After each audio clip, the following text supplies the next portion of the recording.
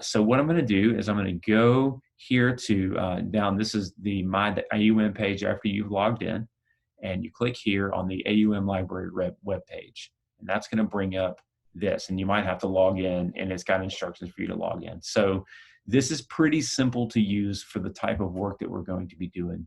Now, if you have a specific database in mind that you would like to see, take a look at these guys right here. One thing in particular, one that I particularly use is JSTOR. It does really good work in terms of condensing things, but we don't want to limit ourselves necessarily to JSTOR. We're going to go here to the main search page. Now, before you click here to typing in what you need to do, I want you to click here where it says scholarly and peer reviewed. Now, why is that important?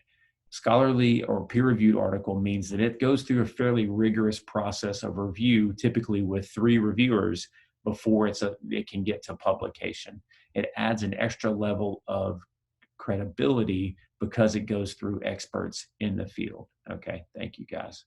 Not right now though. So let's see, like you can see where I've already searched for these things. I want to take a look at something related to Sir Gawain, right? And you can be more specific as you do it. So what I like to do is just sort of start broadly and see what's available. And you click down this bar here. You see this is clicked. Now, I'm not going to restrict when you pull from, but in terms of understanding, I generally recommend let's look at things that are going on in the last 20 to 15 years. So we're going to put this at 2005 that shows you these articles that have come out in the last 15 years.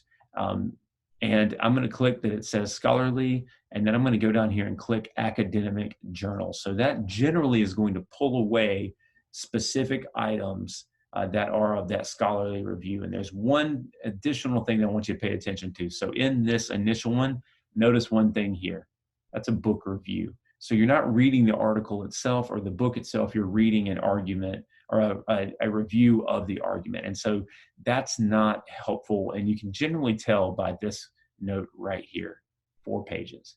So that is not a bad thing, but it's not going to be useful for this assignment because you're reading what we would call a tertiary or a third source, a source about a source of, which is about the primary source. You want to look at specific items that you're dealing with here. So as I'm sliding through here, what I'm looking for is some kind of link right here that takes me to an article that I can view. So I'm going to click this full text line, and that will limit out this information where it's just citations and give me those things that I need to be able to actually look at a text. And let's say that I am particularly interested in ecology or things having to do with the environment. And so I see this article, Arthurian Biopolitics, Sovereignty and Ecology in Sir Gawain and the Carl of Carlisle. So, okay, that's going to clearly be within the topic that I want to think about. And if it talks about multiple texts, like Sir Gawain, you'll see like the Pearl poet, Sir Orfeo coming from that same time. That's okay if you want to just focus on that part that's about Sir Gawain. So I'm going to click PDF full text, and here I have the article that I can read. And what's really nice about this is that I can go ahead and know the lens that this article is looking through because I can see it here.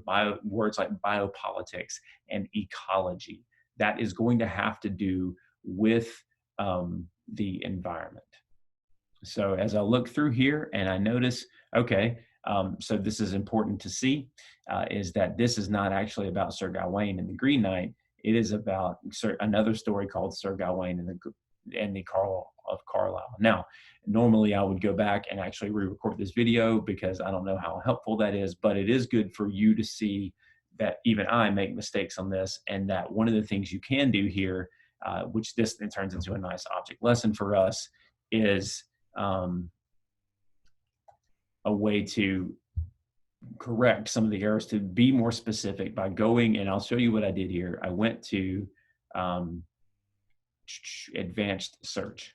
And so instead of just Gawain, maybe I'm going to put Gawain and the Green Knight. Now, there are ways to be more specific in the search terms that you're using, and that's a good idea depending on what you're looking for. I still like to go broad and then find specific terms that are of interest to me. So I'm going to again click scholarly peer reviewed, and I'm going to click full text.